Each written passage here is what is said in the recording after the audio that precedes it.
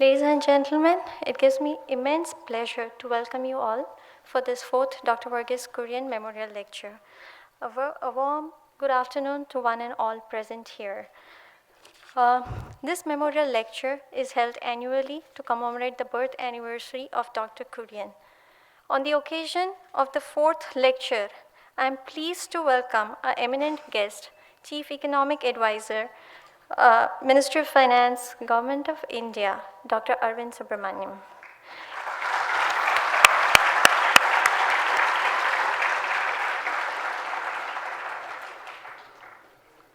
An article in the Economic Times 2 days back stated that the government has announced a spate of policy changes on economic reforms. It is believed that this decision will give a huge boost to our economic growth. And we are fortunate to have the expert who renders the advice for designing and formulating such policies. Sir, it is an honor to have you with us today. I extend a warm welcome to all the dignitaries and the audience. It's a pleasure to see so many of you here today. It's an enthusiastic response to the invite. Just a quick announcement that we will be having a question and answer session towards the end after the speech. Hence, in the interest of time and for the benefit of all, we have volunteers in the aisle who have chits, and if you have any questions, I request you to make a note of it and pass it on to them. Once again, a gentle reminder to switch off your mobile phones in case if you have not done so. Without any further ado, I now request Director IRMA and Chairman NDDB to please accompany our distinguished guest to the stage.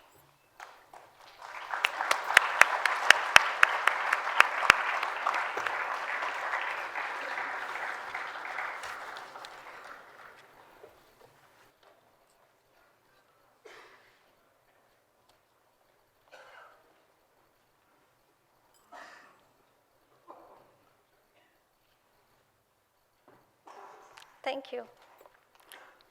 I would now request the director to present a bouquet to our chief guest.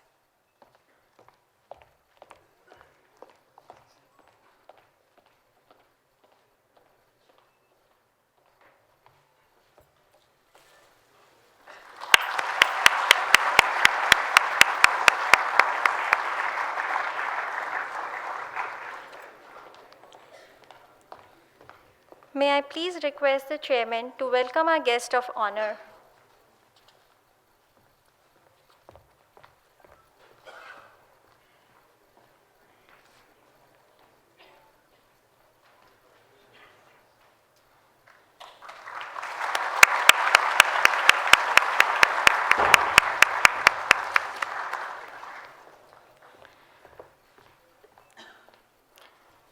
We have gathered here to observe Dr. Kurien's birth anniversary.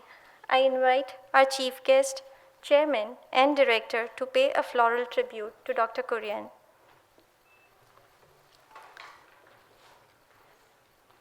Ladies and gentlemen, may I please request you to all stand up as a mark of respect.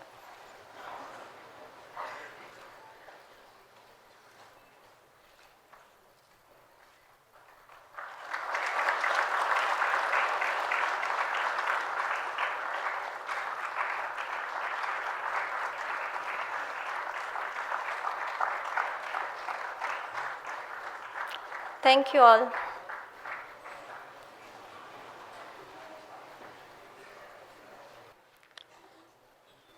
I call upon Director IRMA for further proceedings.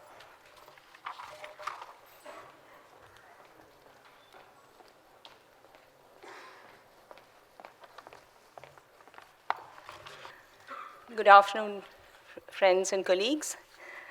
Our distinguished speaker, Chief Economic Advisor, Dr. Arvind Subramanian, Chairman NDDB, members of the governing body of IRMA, invited guests, officers and staff of NDDB, GCMF, and other sister organizations at Anand, members of the press,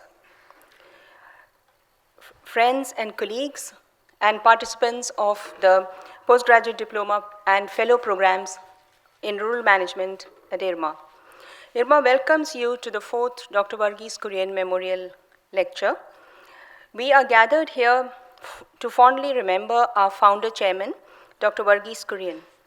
Thank you so much for gracing the occasion. The great visionary Dr. Verghese Kurien left us on September 9th, 2012. To commemorate his memory, IRMA instituted the annual Dr. Verghese Kurien Memorial Lecture at IRMA to be held on his birth anniversary. The first Dr. Verghese Kurien Memorial Lecture was delivered by Dr. M.S. Swaminathan in November 2012. The second memorial lecture was delivered by Professor V.S. Vyas in December 2013. And the third Dr. Verghese Kurien Memorial Lecture was delivered by the RBI Governor, Professor Raghuram Rajan, last year in November 2014. And today we have on the dais the distinguished academic Dr. Arvind Subramanian, Chief Economic Advisor of the Government of India, to deliver the fourth lecture in the series. It is a daunting task for me to speak about the legendary personality such as Dr. Verghese Kurien. I am particularly handicapped as I stand in front of an audience, many of whom have lived and worked with Dr. Kurien very closely. I have no such experience or luck and have met him exactly once after I took charge of this esteemed institution. Many tributes have been paid to Dr. Kurien. People from very diverse backgrounds from all over the country have contributed to reflecting the fact that Dr. Verghese Kurien was a truly national figure. A key source of aura around him was his unfaltering integrity. He was a man of conviction, and very clearly, once he identified an issue and figured out a way to tackle it, nothing could stop him. He has been called the Milkman of India. He was also a farmer's man, and most of his efforts were geared towards improving the lives and livelihoods of the Indian farmer. The Amul movement, the Amul brand, were his greatest contributions to India and to the Indian farmers, followed by the National Dairy Development Board, to replicate the efforts and to mobilize farmers for milk production all over India. As an economist, I can say that this movement helped to increase the milk production and make the country self-sufficient in milk and milk products. The variety of butter, cheese, ice cream, chocolates, various types of Indian sweets, cookies that our children today get from Amul was definitely not available to me as a child. Brand Amul has grown from strength to strength. Dr. Verghese Kurien was an institution builder. In today's language, he was a serial entrepreneur. Dr. Kurien visualized and built a whole series of institutions around NDDB to support the dairy industry. IRMA is perhaps the youngest among these institutions, conceptualized and piloted by him. It was conceived originally during Operation Flood 2 in the 6th five-year plan to produce professional managers to the cooperative sector. It is my pleasant duty to welcome the Chief Economic Advisor, Dr. Arvind Subramanian, to IRMA and Anand. He is the Dennis Weatherstone Senior Fellow at the Peterson Institute for International Economics in Washington, D.C. He is a development economist who has served in the International Monetary Fund and has served at the GATT during the Uruguay rounds of trade negotiations in the early 90s. He has taught at the Harvard University, Kennedy School of Government, and Johns Hopkins University. He has published widely on economic growth, trade, WTO, development, aid, oil, and the Indian and African economies. In academic journals, including the American Economic Review, the Review of Economics and Statistics, the Journal of Monetary Economics, the Journal of Public Policy, the Journal of Economic Growth, the Journal of Development Economics, IMF staff papers, and our very own Economic and Political Weekly. He has also published in The Economist, Washington Post, New York Times, Wall Street Journal, and other leading popular magazines and newspapers. Among his books, he wrote India Turns, Understanding the Economic Transformation in 2009, Eclipse, Living in the Shadow of India's Economic Dominance in 2011, and more recently, Towards a Better Global Economy, Policy Implications for Citizens Worldwide in the 21st Century in 2014, along with a distinguished group of economists, including Nancy Birtzer, who's a feminist economist, whom I admire, of course. Obviously, he's a prolific writer and collaborates with all hues of economists and other academics and obviously practitioners as well. That, in my humble opinion, is perhaps his major strength. I am sure you're all eagerly waiting to hear what the distinguished professor has to say today. I invite the chairman NDDB and chairman designate IRMA to Sri Nandakumarji to invite our eminent guest speaker to deliver the fourth Dr. Verghese Kurien Memorial Lecture.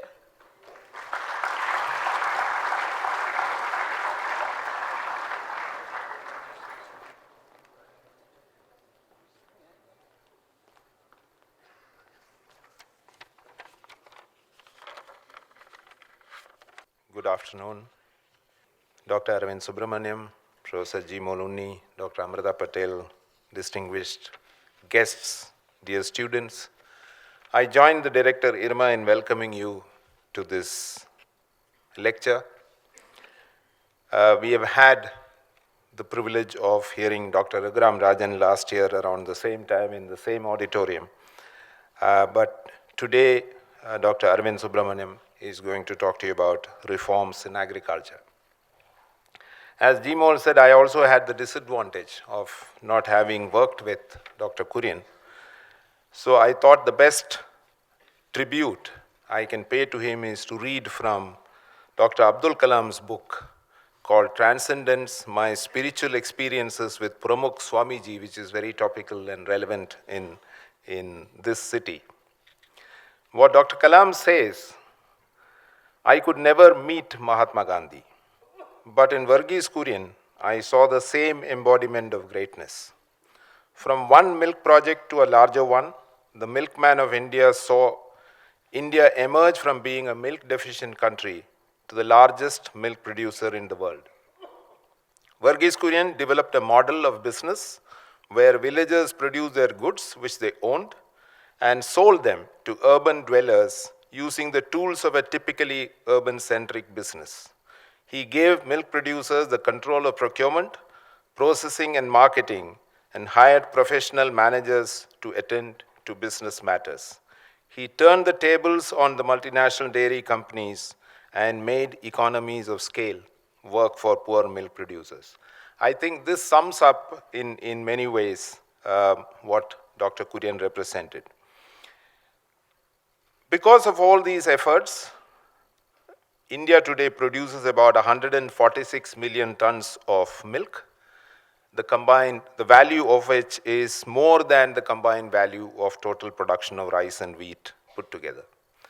And to realize that this was achieved without any minimum support price and without any procurement is really where the model shows itself as a much better model than the conventional agriculture support systems.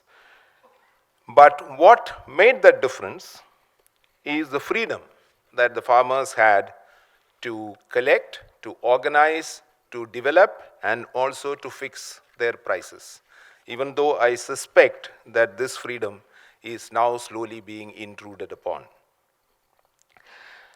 Before I formally invite Dr. Arvind Subramanian, I can't help speaking about agriculture. That's something that I did for some time. And a couple of questions that I would like to raise here. One is that liberalization has largely left agriculture out. I'll come to that a little later. And the degrees of freedom available to farmers in this country is much lower than the degrees of freedom available to either consumers or industrial manufacturers or service providers. And this reflects itself in various areas. The choice of crops, which should be a choice of the farmer, is very often influenced by the MSP regime and the subsidies. The investment that a farmer wants to do is also influenced by fiscal policy and financial incentives. The technology, there are serious restrictions on what the farmer can access. The availability is very limited, and the public service technology providers have not really done justice to a very growing country and aspirational farmers. The market is probably the biggest difficulty for farmers. We have import policies, we have export policies. If there is a price rise, then we want to import because international prices are cheaper. If international prices are higher, we want a ban on exports because that will push up prices domestically. And of course, we have this horrendous institution called Agriculture Produce Market Committees, which restrict farmers' ability to sell their produce in any part of this country. And in fact, we have been talking about a unified market in India, but it's far away from reality. In this environment, I think the farmer has now got an added challenge of the climate. In fact, last 10 years data shows that even in a normal monsoon year, the number of rainy days are less than the previous decade. And of course, more and more frequent droughts are occurring in many parts of the country. Now, given this challenge, I'm sure Dr. Subramanian has some of these issues addressed. What do we do to create more incentives for farmers? How do we restructure or create new institutions? Many of them, like ICAR, ATMA, KVKs, I think are crying for reform. So do we restructure these, or do we have new institutions? What's our policy on technology, and how do we give more degrees of freedom to farmers? I'm sure that there are more questions that Dr. Subramanian will answer, but I would flag these as important issues. And now I have the pleasure to invite Dr. Arvind Subramanian to deliver the 4th Dr. Verghese Kurien Memorial Lecture. Dr. Subramanian.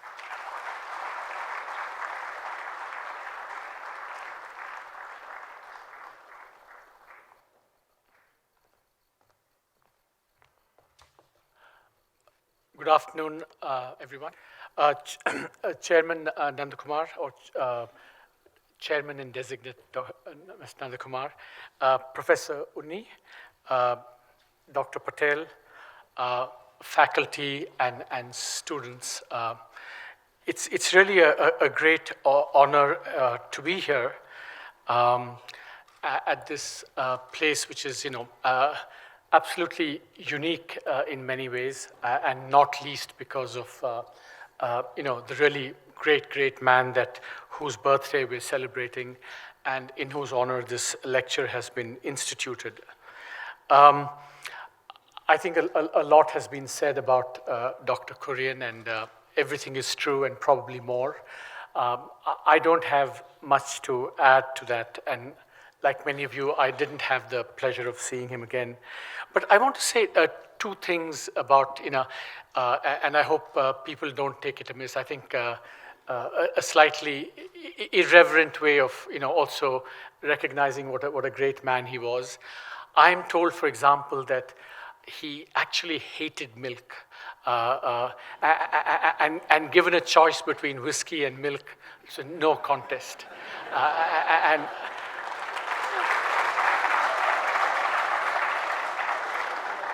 of course, I shouldn't be saying this in this great state of Gujarat, but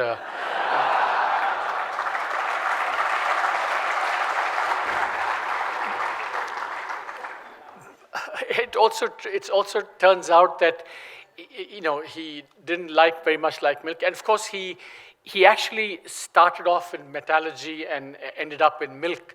And I'm told that he was asked a question about pasteurization, and he didn't really know the answer, and he kind of winged it and said, does it have something to do with milk? He turned out to be right, but he was completely making it up as he went along. So it was really quite an unusual and accidental set of circumstances to which we owe this, all that we see and all that you live around you every day.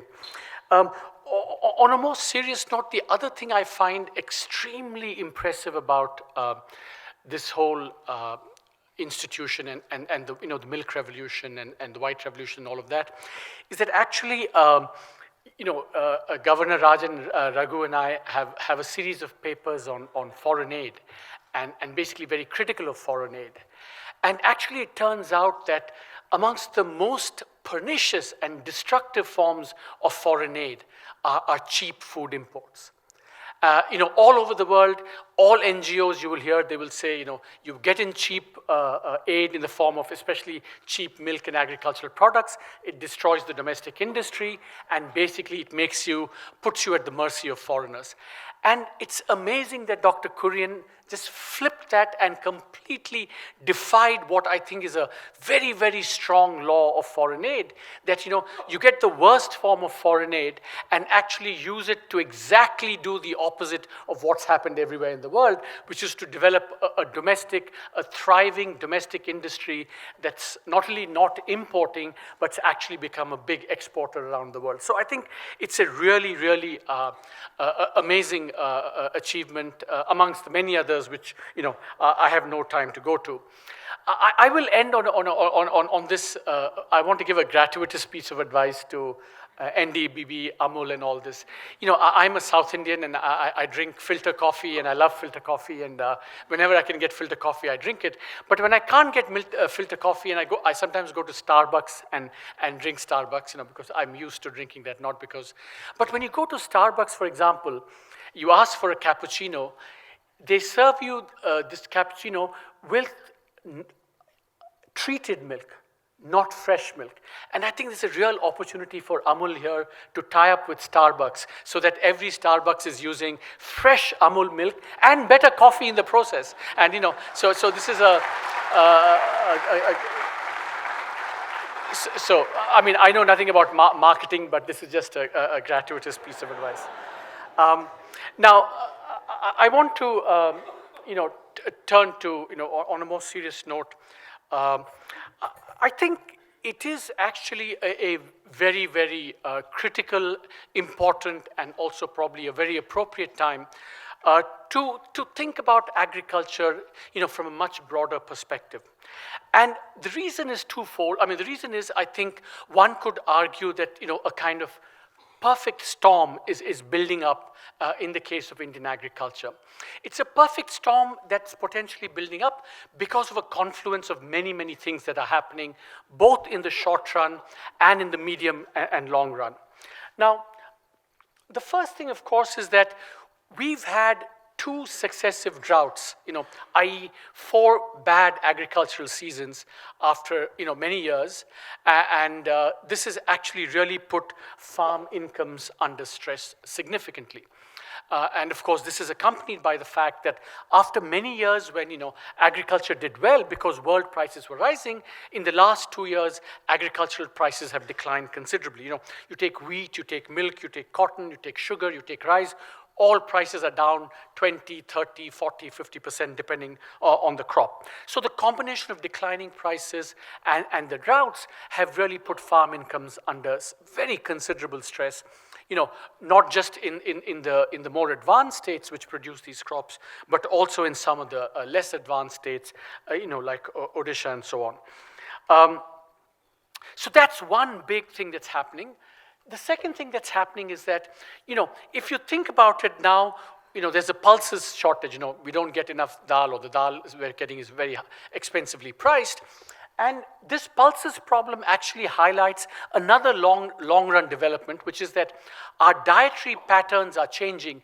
Less cereals, more proteins, but at the same time, our food policy, as Dr. Nandakumar said, is still obsessed with cereals. So there's a kind of clash waiting to happen, already happening, between a cereals-obsessed policy on the supply side and the demand side, which is actually changing very significantly.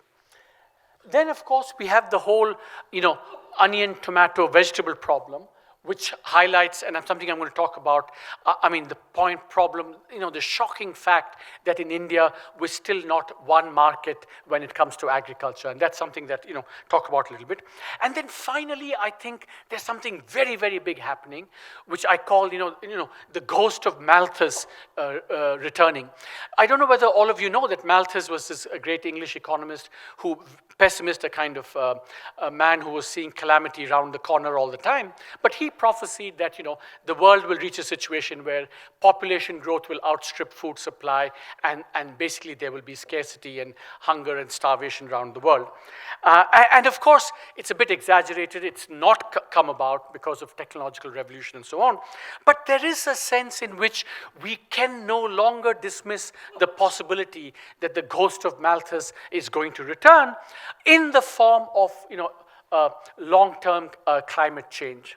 Now, again, Mr. Nandkumar spoke about this. I think, any model that you see, this is a chart of how agricultural productivity will be affected, in about 2080. And basically, the dark brown are areas that are going to be very badly affected. And the numbers are scary. And it's not just that the climate is going to change. I think you're going to get, water is going to become more scarce, fertility is going to decline. We're going to see much more extreme weather events, like we saw recently when the pulses crop was destroyed in Punjab 5-6 months ago. So all of this is going to come together, and I think parts of sub-Saharan Africa and India are going to be amongst the worst affected parts of climate change. So we're looking at really something very dramatic. Short-term things are turning adverse, but also in the medium term, things are becoming quite adverse. So I think that's the background against which I think, and I think this drought kind of phenomenon, people say, is going to become much more frequent and recurrent going forward. So, the prospect of, agriculture is actually seems quite somewhat grim looking ahead, and that's what we have to prepare towards going forward.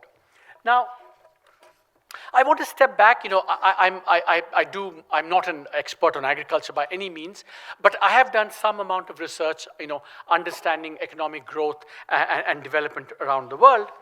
And the point I want to make is, this is something that all of us have to kind of get into our heads very strongly, that all development requires, if you're going to be successful in development, that necessarily means a country doing less agriculture, not more agriculture, less people employed in agriculture, not more people employed in agriculture, and significantly less. If you take even China today or Indonesia today, they used to have 50-60% employed in agriculture, and over the course of development, 35-40 years, they now have maybe 10 to 20% employed in agriculture. Of course, in advanced countries now, it's basically 2% of people live in agriculture, but that's a kind of different story. So the point is that I think we should be a little bit careful about romanticizing agriculture in the sense of, I think agriculture is very, very, very important in India, but I think development necessarily means that we do less agriculture going forward. There's a famous quote from Mao Zedong. He said, the way out for agriculture is industry, or the way out of agriculture is industry. And there's a kernel of truth in that, maybe not literally, there's a kernel of truth in that. But I think the key thing is, how do you get out of agriculture? How do people get out of agriculture? I think there's a good way of getting out of agriculture and a bad way of getting out of agriculture. And if you see, this is agricultural value added per worker, basically productivity, you find that East Asia, the growth miracles also had very rapid agricultural growth. Similarly, Europe and North America, pretty rapid rates of growth of agricultural productivity, but India and sub-Saharan Africa, which are the poorer parts who've been less successful in development until recently, have had low agricultural rates of productivity growth. So we need to get out of agriculture, but we need to do it in the context of rising agricultural productivity, not declining agricultural productivity. And what are the advantages of doing that? Food security. If you have more agricultural productivity, even as people leave the farm, what happens is that you have enough food to feed the entire population. And that way, food security is addressed. The second thing is, agricultural growth still remains the best way of, reducing poverty. This is a graph done by the World Bank. And you see that, this period we saw, this is basically the period around, 2000, to 2009-10, we had the most rapid rates of poverty reduction in India, in part because agriculture grew quite rapidly in that period. You know, a 1% growth in agriculture gives you much more bang for the buck in terms of reducing poverty than other things. So I think from the point of view of, you know, poverty reduction as well, also from the point of view of maintaining low inflation, you know, economies in order to do well have to have stable macroeconomics and low inflation. And if you neglect agriculture, as we've seen in the last actually 7-8 years, we've had very high inflation, in part because of high agricultural inflation, and that again, you know, dampens growth. The other reason why we should do this in the context of rising productivity is because as you get productivity growth in the agricultural sector, you know, people become more educated in agriculture, you know, they acquire more human capital, and then when they leave, they're better able to take on the higher productivity jobs, whether it's in manufacturing or in services. So, to put it very starkly, we need people to leave agriculture, but not because they're forced out of the farm, but because they want to leave the farm under conditions of relative prosperity. So agriculture has the potential both to, you know, be a big part of India's structural transformation going forward, but equally it also has the potential to hold back Indian agricultural growth, either economically, you know, high inflation, lack of food, but also politically, because, you know, 50-60% of India still lives in, you know, still gains some income related to agriculture. So if this group is not going to do well, I think it can be a political problem as well. So I think it's very important, therefore, to understand that, you know, agriculture can be both a positive and a drag, and therefore handling it is very important going forward. Now, so what should we do in the past, and how should the past be different from the future? I mean, this is a chart. It's not that it's, you know, we have to recognize that actually India has done very well in agriculture, and there have been 2 or 3 very good phases for agriculture in India. And you know, if you go back, I mean, many of you were not born then. You know, if you go back to the 60s and 50s, especially the 60s in India, I mean, you can't conceive of what agriculture was then. You know, reliant on food for reliance on import for food, and, you know, general lack of food and food scarcity in the country. But then we had 2 very big phases of agricultural growth. One, after the famines in the mid to late 60s, we had rapid, you know, total factor productivity growth, and then we had a similar spurt in growth, you know, until, you know, between about 2004-5, for about 7-8 years, we had 2 periods of very rapid growth. Now, it's interesting to understand what drove these 2 phases of productivity growth. In the first phase after the famines, what happened was that we had the Green Revolution, which was basically public sector driven. You know, the public sector did irrigation, the public sector did extension, and the public sector provided the technology as well. This was, of course, a combination of the international public sector, you know, varieties developed in these, you know, ICRISAT, the international research institutes, and then coming back to India and bread and so on. So it was a very much public sector driven boom that we had in agriculture. In the second phase, it was very different. You know, in the 2000s when agriculture did well, it did well basically because, I mean, partly because of external conditions. World prices rose, and then being part of world prices, and because we were reasonably efficient, I think our agricultural you know, output, exports soared during this period. So it's basically a combination of prices, some basic efficiency, but the opportunities provided by globalization. That's what drove that second phase of agricultural spurt, as it were. But going forward, it's going to be quite different, I think, and that's what we need to think about in conceptual terms. I think going forward, you know, I think we have to think very differently about the roles of the government and the private sector, and I'm going to give you a couple of examples. We have to, and this is something again that you alluded to, we have to think less about relying on subsidies, and also, even if we are going to give subsidies, it's got to be very different from in the past. Third, when the green revolution happened, we had lots of land, labor, capital to expand. But now, because of what's happening in terms of climate change and so on, we have to think not about using more factors, but actually economizing on the factors. Water is going to be very, very expensive, already is, and scarce. Land is not going to be as much available. Similarly, all inputs are going to. So we have to think a little bit in the jugaad mentality of India, not, boom, you just add inputs, we get more output, but actually economizing on the inputs, relying more on technology and propelling that.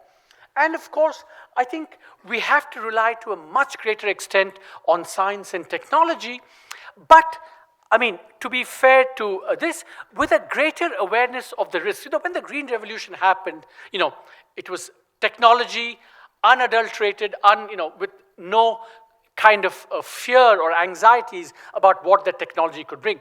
But now we are entering a phase where the potential of science and technology is huge, as it always was and always will be, but it does come with more risks, especially in relation to genetically modified stuff and so on. So it's a different kind of approach that we need to have towards technology. So I think in these four and probably other ways, the future for agriculture is going to be quite different from the past. Now, let me run through a few. I don't know how, I have 15, 20 minutes? Yeah, okay. So let me run through a few areas where I think how we need to think very differently. Yeah? So I think one way of thinking about this is to say, subsidies, science, investment, inputs, market creation, protection against risk, and then to think intelligently about what the public sector should do and what the private sector should do. I think the dichotomy between private sector, public sector is just a false dichotomy. Anyone who says one or the other doesn't know what he's talking about. It has to be a combination of the two, and using the government where the private sector will not come in, or where the government has an advantage doing certain things, and other things where the private sector, we should be willing and able to give the private sector the freedom to operate. So let me give you a few examples. I think one area which I think is terribly important is, you see, when we think about the farm incomes under stress, and when we think about climate change going forward, I think we need to be very careful and very carefully design things to protect farmers against what are going to be much more frequent shocks, with especially climate related. So I think this whole, how do we cushion, while we work on creating the upside for farmers by way of agricultural productivity growth, how do we cushion them against the downside of shocks, droughts, whatever, declining prices? That is going to be very important. So sharing risk, reducing risk, and that is going to be primarily a job for the public sector to provide. And so this is something that the government has been thinking about, crop insurance, other schemes for farmers, to some extent, of course, you could think of the employment guarantee scheme as kind of related to this as well. But I think, even before we think about what the public sector should do and what the private sector should do, I think one big area for the public sector is, of course, cushioning farmers against what are going to be probably fairly adverse, periodic shocks going forward. So that's one thing I think we need to keep in mind when we think about the relative roles of the public and private sector. But on the other hand, we still have this innate distrust of the private sector when it comes to a lot of what's going on in agriculture. And I think we need to be reminded that, in the last 10 years, two of the biggest successes, whether it's BT cotton, in Gujarat, was a private sector led initiative, and the maize revolution, the corn revolution in Bihar, again, which did wonders for Bihar, I think also was in the private sector. So I think, therefore, we should both do more in the public sector, but the right things, and we should let the private sector to do more. Remembering that, the private sector has also had many, many successes in the recent past. I think on subsidies, I think we really, really need to reassess what we're doing. You know, the government puts in a lot of money on subsidies, and it is not clear what the returns to these subsidies are. You know, to some extent, they have been successful. I think minimum support prices, you could argue, have given us a measure of cereal production, given us food security, given us these stocks so that when we have these adverse conditions, we're able to use these stocks to keep prices low.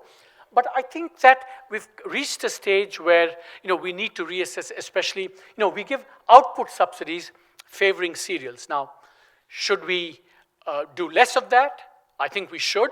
But should we, in fact, think about, you know, if we want to ignite a pulses revolution, should we think about using output subsidies for that? That's an open question.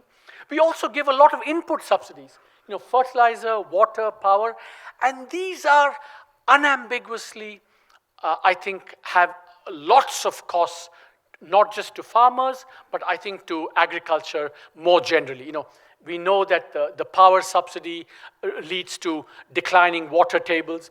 We know that the fertilizer subsidy has degraded land, caused cancer, you know, and all these other pathologies. So I think we need to think, and remember, input subsidies are they favor the use of more inputs, whereas, as I said earlier, going forward, we should think about economizing on the use of these inputs, and therefore, I think we need to relook. Now, I think in some ways, you know, I've been studying the fertilizer sector to some extent. In fertilizer and seeds, I think we really perhaps end up with possibly the worst of all possible worlds. If you think about the urea subsidy, for example, we've done some work. You know, farmers are supposed to get urea at 53-60 rupees per kilo. And we've done some work based on data from the Ministry of Agriculture and Rural Development that actually in India, 50 to 60% of urea that is bought on the black market. That this black market benefits richer farmers at the expense of poorer farmers, and the poorer farmers actually end up, or small-sized farmers end up buying much more of their fertilizer on the black market than bigger farmers do. So in a sense, a policy that's meant to favor farmers ends up actually hurting very much, you know, especially the poorer farmers. So similarly with seeds, I think we have a real scarcity of seeds in the country. I think, again, the government has, you know, intervenes heavily in both fertilizer and seeds to the detriment of the farmer. And I think by not allowing the private sector more say, I think we do end up hurting agriculture quite significantly. So I think we need to, you know, I was told by a common friend of ours called Professor Devesh Kapoor that actually the fertilizer subsidy comes in the way of, you know, turning human waste into fertilizer. I think it's a, you know, there are experiments where we can actually turn human waste into fertilizer, but the fertilizer subsidy is such that people prefer to use urea because the prices are so low, and that actually comes in the way of, you know, much better agricultural practices and so on. So I think we need to think very carefully about subsidies as well.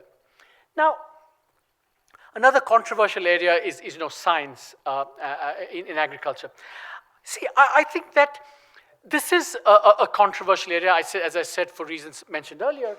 But I think we're in a situation where, you know, some policy choices are really difficult to explain. And this, you know, certainly goes back to the previous government where we're in a situation, you know, okay, maybe genetically modified stuff is on balance more harmful than hurtful. Let's take that. I don't actually believe that. I don't think the science supports that.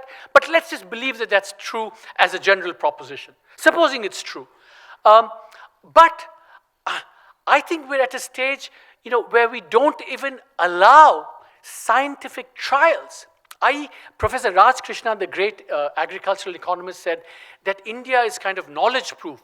I would say here we don't even allow the knowledge to be produced to be proof against. You know, so in the case of scientific trials, we don't even allow the science to proceed. So I think that we have to use science in the first instance, to establish the knowledge, the evidence, and then we can take decisions on, whether this is good or bad. And I think this is, hurting us quite a lot, that we cannot use the potential of science in Indian agriculture.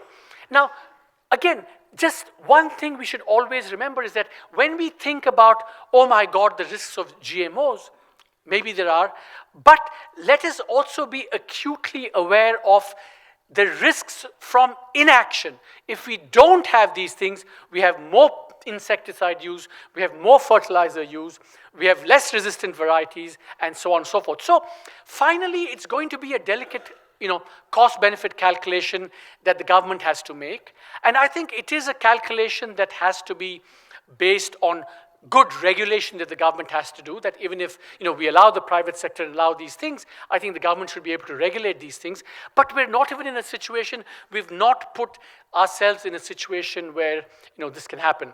Of course, to be a little bit politically incorrect here, part of the reason, of course, is that this kind of thing faces opposition both from the left and the right. So there's a lot of opposition to this, and it's going to be a really challenging thing to overcome that. But I think this could be an own goal for agriculture if we don't have a more balanced and a more open approach to science and technology, especially in relation. And remember, cotton was a genetically modified thing. BT cotton was genetically modified. Even in rice, we have, I think, some nice strains. Maize, of course, was not GMO, but it's still a hybrid variety. So I think, we need to really think carefully about all of this stuff. Now, water. I think this is, I don't know how many of you have thought about this, but it's something that I'm becoming more and more. It is really, if you think about it, so many years after independence, we still, and I'm not making this up, during, July, August, every day I would take the Economic Times, and in one of the inside pages they would track the progress of the monsoon. That was the first thing I would read every morning, to see, today is the deficiency 16% or 15% or 14%, because it's so crucial for many of these things, and it's a reflection of how little we've done over 65 years, that we still have to scan the still have to rely so much on the monsoon for our agriculture. So I think how you do water, how we conserve on water, doing much more drip irrigation, conserving water, I think is going to be absolutely critical going forward, and this is something that I think we need to spend much more time on. Okay. This is another, if you think about, if you were to ask me what are the two big things that need to happen, in India today in terms of agriculture, addressing the immediate problems, leaving aside the long term. One, of course, we need basically an Amul for pulses. I mean, it's clear that that has to happen. I'm sure there's someone amongst you, or previous alums of IRMA, who will, kind of take this as one of the big, social entrepreneurial schemes going forward. How do you recreate a pulses, kind of an Amul for pulses, and if you do that, 35 years from now, you will have a memorial lecture also in your honor. And there will be someone, smarter and better than me to deliver it also. But anyway, so I think that, see, if you think about, so that's the pulses part, that's the kind of thing. The other thing, of course, the other big is this, agricultural markets. I was just at seeing this film Parikrama that you were showing me, and it begins with farmers not getting good prices in Khera district. And I think Manthan is the movie that has the same. I don't know how many of you have seen Manthan. Maybe it's before your time, students, I know. How many of you seen Manthan? Oh, it's part of the course then. It's part of the course. That's what it is. That's what it is. Okay. Okay, very good. So if you think about, farmers not getting enough, it's absolutely, it was a shock to me, when I wasn't aware of this, and we had this in our economic survey that we did. In the case of India, we are not one market, we are not 29 markets, we are not 300 markets, we are something like 5,500 markets in India. That is, India is fragmented and segmented in agriculture.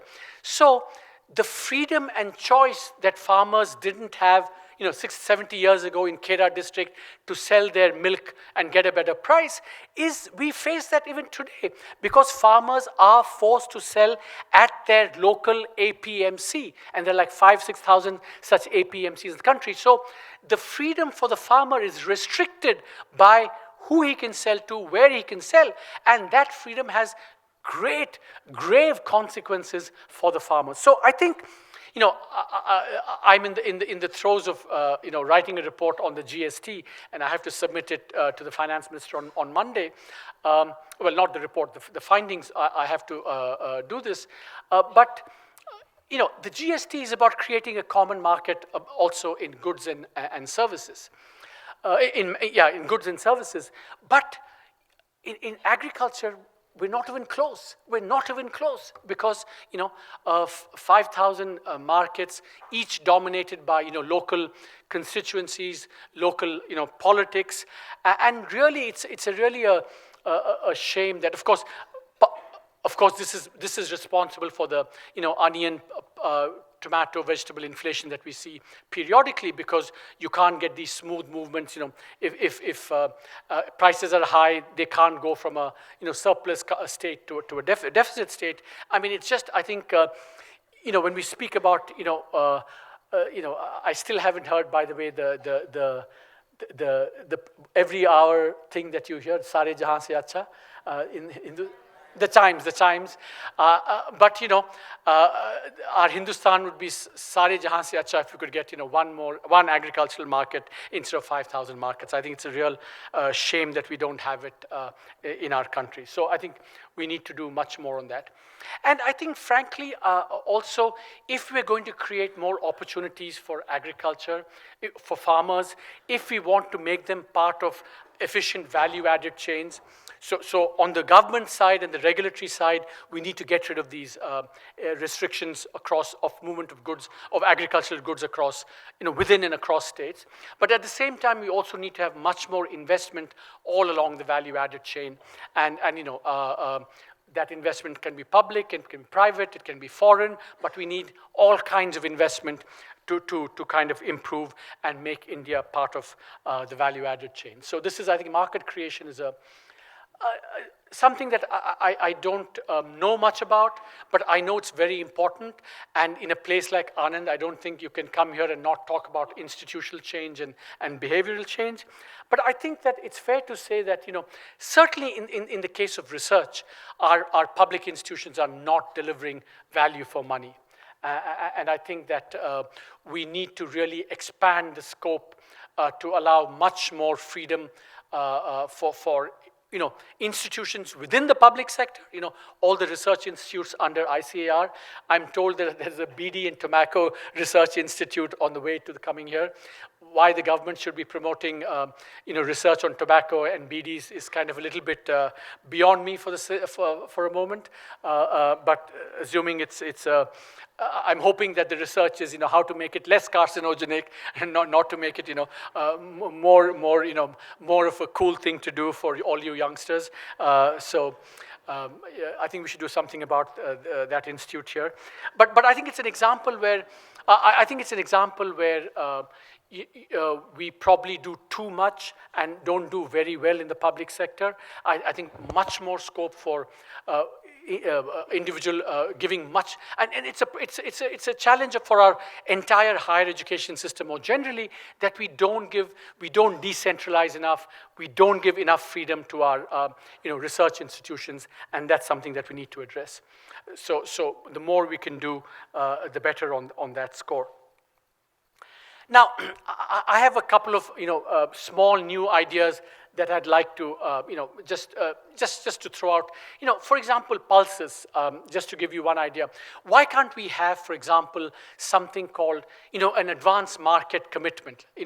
Basically we say anyone who invents pulses will get X crore of rupees as a prize, and you can design this in such a way that you can make it happen. So that's an idea that I want all of you to pursue. Can we have a kind of pull, attracting research into pulses, for example, through prizes, through awards, and how we should design that. All of you should, any of you who are intrigued by this idea, you should go and read, it's been done, an advanced market commitment has been done for some diseases, especially pulmonary diseases, where what happens is that the donor community says, $100 billion will be available for breakthrough research in TB or malaria or whatever. And I think we should think about similar things for areas that we have to. So that's a way of attracting more research, regardless of where it comes from, private or public sector. Another idea that I've been thinking about recently, and I don't know what the chairman will think of this, is that when we speak about the subsidies and all the distortions that it creates, think of this, the Commission on Agricultural Costs and Prices every 6 months comes up with a list of prices that the government should announce for farmers, and they're called minimum support prices. It calculates the cost of production and says, for this season, the government should set this price, minimum support price for wheat, for rice, for pulses, etc., etc. Now, the thought struck me that maybe the Commission on Agricultural Costs and Prices, when it publishes this, should simultaneously be obliged to do on the other column, what are the social costs of production of these? If you produce more rice in Punjab and it depletes the water table, uses more electricity, uses more fertilizer, then the cost of depleting the water table, the cost of more cancer, the cost of soil degradation, and I live in Delhi, so you don't know this, that when after the harvest they burn wheat and rice, it significantly adds to the air pollution in all of northern India. So as a transparency exercise, as a way of getting citizens involved in this much more, let's force the government to say not just what are the private costs of production of these, but simultaneously also say what are the social costs of production of this. Maybe that's another research project for some of you here. You should take it up and say, how should this be done? So if we say, producing wheat costs 100 to the farmer, but then producing that will cost 10 rupees for citizens of Delhi, 20 rupees for the farmer, etc., so that we can get a true evaluation of government intervention. And I think transparency as a way of creating change, I think is something that we should think about much more seriously. I've spoken for a long time, and I want to end up with what I think is actually the most difficult, and for me, the question that I least understand, and all of this. So the problem with economists mostly is that it's like the Nike ad, just do it. We say, change subsidies, change prices, do this, change institutions, and so on. But the question is that if this was so obvious to do, why isn't it happening in the first place? If it's the case that farmers are going to be much better off, with more using drip irrigation, why don't they do it themselves? If governments think that by eliminating agricultural market restrictions, farmers will be better off, why don't they do it in their own political self-interest? So I think the big question in this is, why isn't good agricultural economic policy also good politics for politicians? Because finally, I think change comes about in India, through the political system, through the democratic process. And, so trying to understand how we can change the political process, I think, so thinking about the political economy of agricultural reform, I think is really, really a big question. Now, let me tell you one, I've thought about it a little bit, I think part of the problem with change is that yes, you have to do new things, but you also have to undo existing things. So if you give high minimum support prices for farmers, wheat farmers and rice farmers, taking that away is not going to be very easy. So I call this the Chakravyuha challenge of Indian capitalism. Remember that, Abhimanyu can get into the Chakravyuha formation, but he can't get out. So how do you get exit? You could argue that now we're probably overproducing cereals, we're probably overproducing sugar. We still need to, of course, produce them, but perhaps at more rational levels. But how do we get out of it? I think that's a big problem. The political economy of that is actually very complicated and something that we need to think about. So if you think about the changes that happened after the 60s, it seems to be the case that a lot of change happens after crises. So you could argue that now we are not in crisis, but I think things are fairly stressful in agriculture. Perhaps that will itself produce some impetus, some impulse towards contemplating better agricultural reform policies. In some ways, it doesn't matter.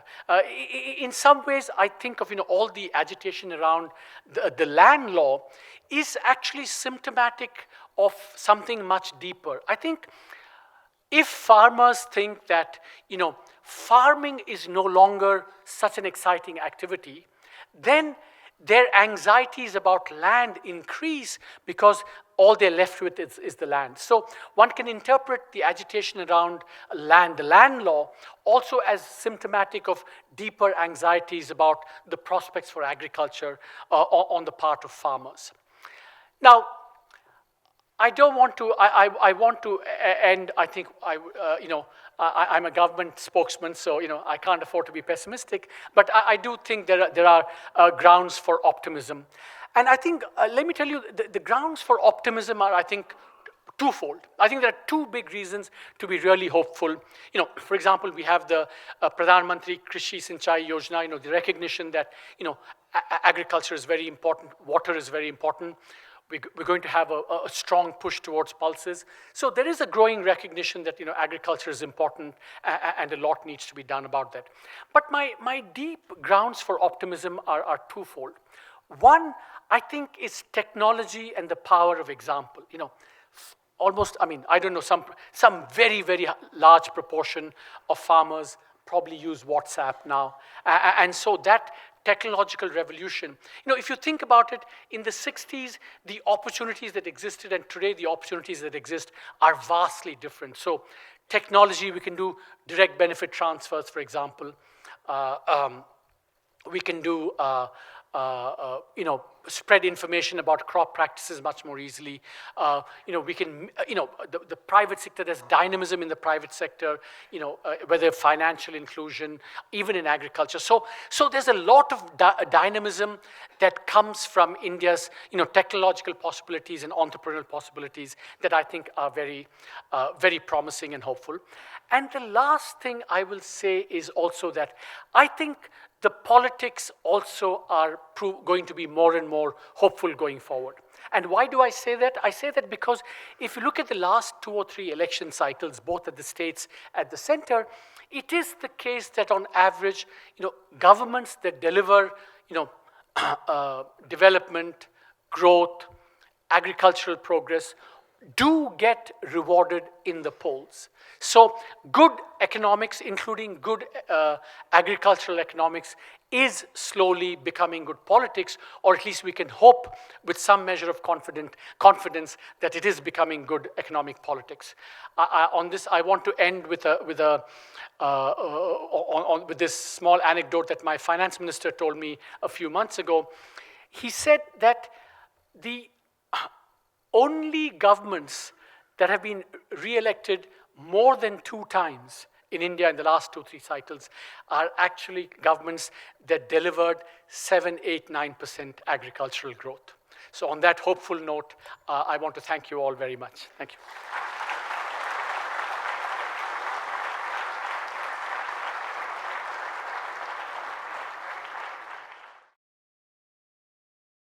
Thank you, sir. That was really informative and engaging.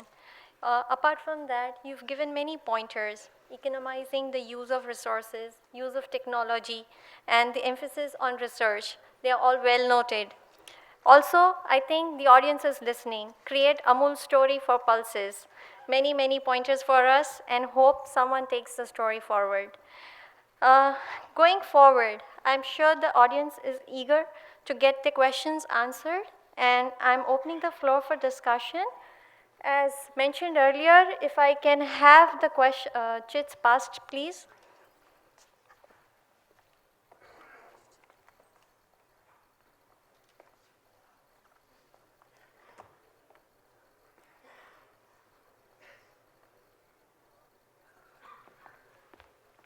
I think having said that, we should use technology for prospects in India. This is a very 1970s way of Q&A. Normally, all of you should be on buttons, with your handheld and typing me questions or doing Twitter feeds that I should be looking at and responding. But we're going back. But this is probably a more civilized way of doing it. So I have a question here on, I'm very impressed that the audience is not only focused on agriculture but on many broader questions as well. What is the impact of the fall in the value of the yuan, the Chinese currency, on the Indian market? Please stand up who asked this question, yeah. You can't be anonymous, you're trying to be. Oh, yeah, okay. It's a good question, very good question. So I think, you see, the answer to that question is that if the yuan falls, I think Chinese exports become much more competitive in India. So, see, as it is, China has a lot of excess capacity in steel, aluminium, which it's trying to sell on international markets, which is creating problems for many countries, including India. So if the yuan falls more, I think there will be some additional pressure on India because Chinese exports will become much more competitive and will flood our markets. So we have to be, take appropriate action, whether it's kind of making our economy competitive, whether it's, providing some measure of protection against Chinese products. So it is going to be something that we have to watch out for, going forward. I think Professor Unni is doing the job of selecting the right ones. So as we know, the incidence of inflation in vegetables and fruits very highly.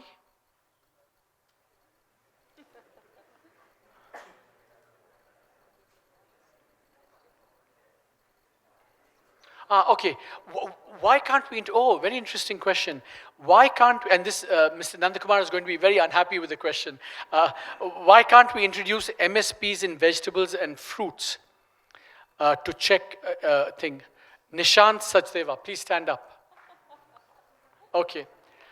See, I think that, you see, in the case of fruits and vegetables, the problem is not like, see, in the case of pulses, we have a long-run problem of, supply being less than demand.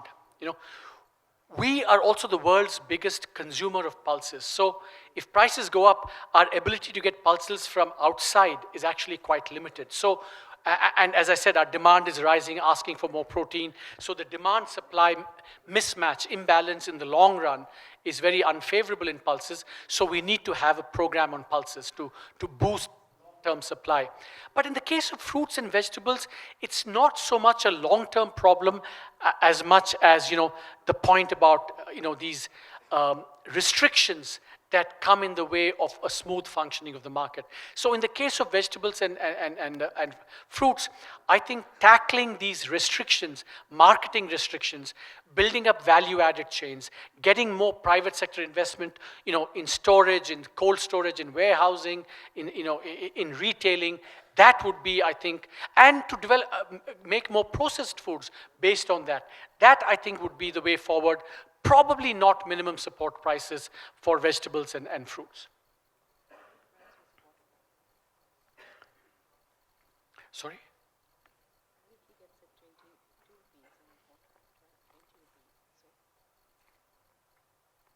So, no, I don't understand the question. Yeah, so there's a question here in terms of, I take it that the sense of the question is that farmers don't get paid enough for their milk, whereas a price of packaged bottled water is a lot. And I think that, there are two ways of, I think, interpreting the question. One is to say that, yes, the farmer needs to get paid more, and that's exactly what, NDDB and Anand and all of this, I mean, that's been the whole thing. But I do think that there's one sense in which I think I would like to sound a cautionary note on this question. I think, those of you who see Manthan as as an obligatory film that you have to, I think come away with the impression that, the middleman in India is really a very, very bad guy. But I want you to think about, and there's another project for all of you, is that I think there are some middlemen which we need. I mean, when you talk about the value-added chain, part of the problem of the value-added chain is we don't have efficient middlemen to take the product. I mean, if you think about it in some ways, Amul and Dr. Kurien were the ultimate good middlemen. From the farmer, they reached the market, and they were the ultimate good middlemen, and therefore, there should be scope for allowing more middlemen in terms of the private sector, the foreign private sector, to allow so that the farmer can get a better value for his money.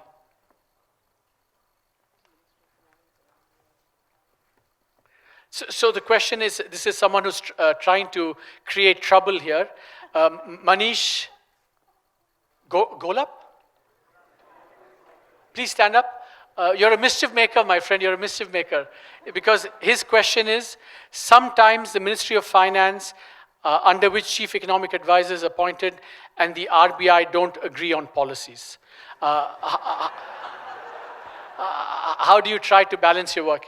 How many of you saw the interview that Raghu and I did on NDTV?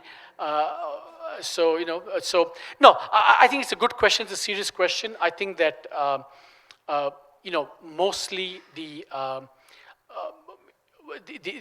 have a really very, very cooperative approach to solving all problems, and it's very cooperative, highly consultative, and there are no disagreements at all. I mean, I'm exaggerating. Yeah, no, they don't believe me exactly. So I was going to say that, but to say that, if we didn't have some disagreements, you should all worry very much. So there should be some, because our objectives, the central bank has a certain objective, we have certain objectives which may be broader than that. So there has to be some healthy tension between the RBI and the Ministry of Finance. I mean, if we agree on all things, then something is going wrong in the economy. This man, give him a big hand. Atash Shah, give him a big hand. Please stand up. Why? Because he's the only person who's read my China book. So thank you very much for reading it. You concluded that the world balance shifting towards China more rapidly than we think. Is there a probable scenario where there could be a third superpower like India to rise against China and the US? Yeah, so my book Eclipse did say that the rise of China is going to be much quicker and much bigger and broader than we think. And I think broadly, I wrote this book about 5 years ago, so broadly I think the predictions are not doing too badly. But I think in terms of the rise of India, I think, if we can do well domestically and solve our development problems and challenges, I think we will automatically become a big power, a power that has to be already it's happening. Already all the major discussions, India's voice counts for a lot, but clearly we're not as powerful as the US and China now. And quite, one can see why that's the case. But if we can address our domestic challenges, 10, 15, 20 years, we can also think of ourselves as someone who will be a, real major player like the US and China are today.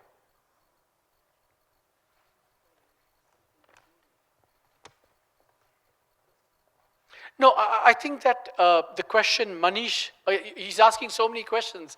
Manish Golap is asking a second question. My friend, you've not been listening to me, you've been writing questions.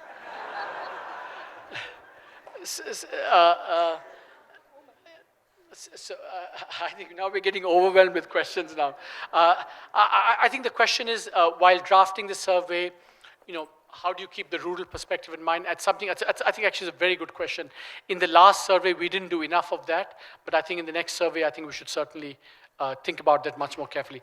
Especially, I've done a lot of work in preparing for this lecture. Now it should be easy to write a survey based on this, so I will certainly keep that in mind.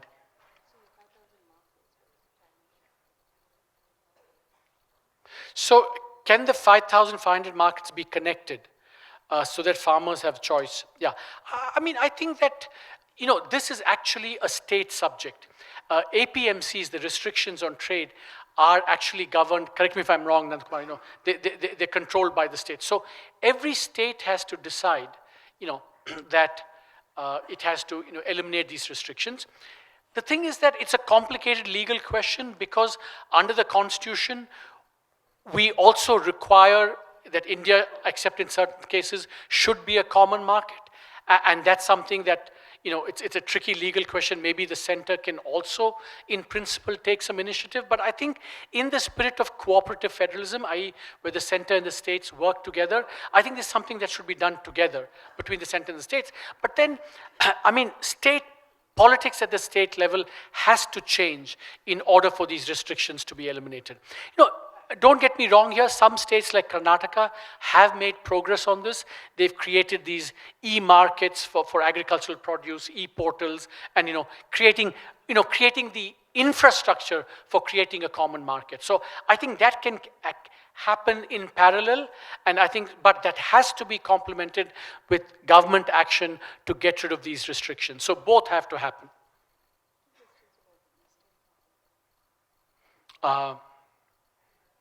So the question is about, the eastern states. And, it's again something that, the Prime Minister has said very eloquently. It's also something that was discussed earlier, something that you were talking about earlier, is that, if you think about India in one sense, and if you think that comparative advantage should dictate what gets produced where, we have the situation today where the eastern states and the northeastern states are floating on water, relatively speaking, and the other parts of India are places where water availability is much less. And yet our production pattern is almost the opposite of what this endowment, the water endowment is. So I think it's absolutely true that there has to be a move away from shifting more and more of Indian agriculture towards the eastern parts of India where water is much more available, more plentifully available. So that's a shift. I think it's a regional shift that needs to take place, definitely. And I think that's something that, through all these policies, common market, changing the input subsidies and the output subsidies, more rational pricing of cereals, that's what I think will get the shift from what bread baskets yesterday to make the eastern states the bread baskets of tomorrow. Why can't these be funds shifted to agriculture? The Shyam Prasad Mukherjee Rural Urban Mission, right? SPMRM. Setting up 300 rural clusters across the country. I'm to be honest, I'm not an expert on clusters, so I don't know how these things work. But I think whether we should be helping regions that have suffered deficient rainfall, I think we have this mechanism in place, and especially drought-stricken areas, there is a procedure for transferring more money to them. So, and that's going to be happening, is already happening already. For example, Marathwada is a place where more money is being transferred. So, okay, last question. It's a Alukik. Please stand up. Yeah. All the questions have been from there's been a gender bias either in the questions that have come, or Professor Unni has herself introduced a gender bias. She's discriminated against the girls in the audience. Sir, you've also been a B school student, that's true. What difference you see in B school education and subsequent future management? Okay, let me read this. It's a very good question. Sir, you have also been a B school student. What difference do you see in a B school education and subsequent aspirations of future managers who will be part of the growth story of the Indian economy? It's actually a question, it's a very, very good question, because at first I'm stumped for an answer to begin with.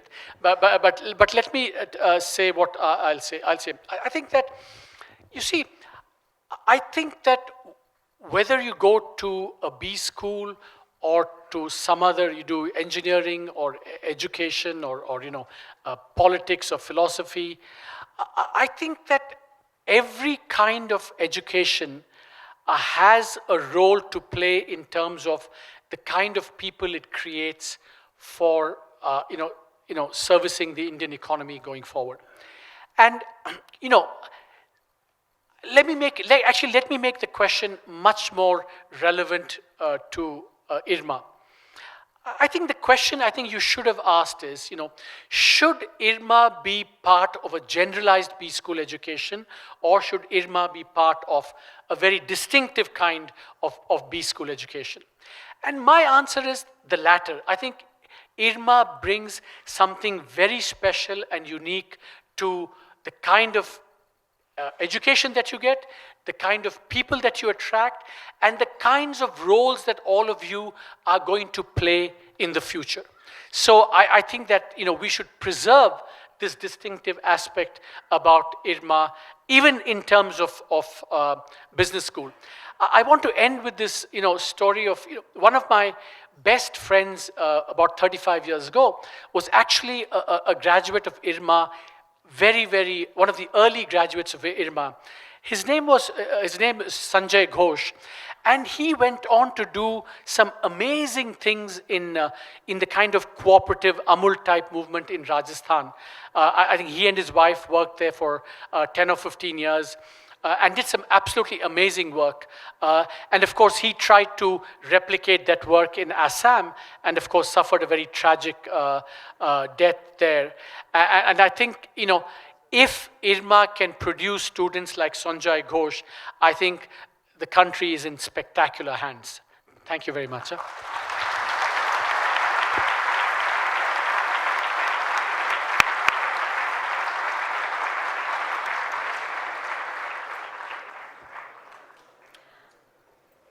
Thank you. Thank you, audience. I think you had some interesting questions, and thank you, sir, for answering them patiently and really well. I call upon Professor Jimo Lunni to deliver a vote of thanks. Thank you, Dr. Arvind Subramanian, for such a fascinating lecture. And obviously, you have not answered all our questions, but have let our students, faculty, staff, and the people in Anand to really rethink what we are assuming about agriculture. And thank you also for touching on our favorite question, why IRMA? Our students love it, and there are always a lot of jokes on that. And if you go on YouTube, you have some films. There was one batch which took, just on a lighter vein, a batch took some videos of students who had come in for the interviews, and they went around asking them, what is rural? And the guy looks up and down, and he says, rural, village, and a whole lot of ridiculous answers we got from the candidates. It's the most amusing video that we have. So this is one of our favorite questions, why IRMA? So it is my pleasant duty to propose this vote of thanks. On behalf of IRMA and the community in Anand, I thank Dr. Arvind Subramanian, the Chief Economic Advisor, who kindly agreed to take time off from the pressing problems of the country to speak to the students and faculty and general public at IRMA and at Anand. In spite of his having actually suddenly to leave for the United States next week, he agreed and proposed that he have the lecture on a weekend, and that is why we are all here today. We thank you profusely for that. I would like to thank the chairman, NDDB, for extending his and his institution's wholehearted support to organizing this event in general and also in the NDDB auditorium. I thank the officers and staff of NDDB who have worked very closely with the officers and staff of IRMA to be able to organize this function here today. I especially thank the GMS State and his staff and all the administrative people in the administration and the IT for making these arrangements. I also thank Ms. Falguni here and the student volunteers under her team of student volunteers that we have who have come out, many of them from their exams and other activities to take part in this. I thank the members of the faculty of IRMA, all the distinguished guests to be here and making this event a great success. I especially thank the press for having come from Ahmedabad, Baroda, and the local Anand press, and for their extra efforts and their presence here today. With this, I close this fourth Dr. Verghese Kurien Memorial Lecture. Thank you all.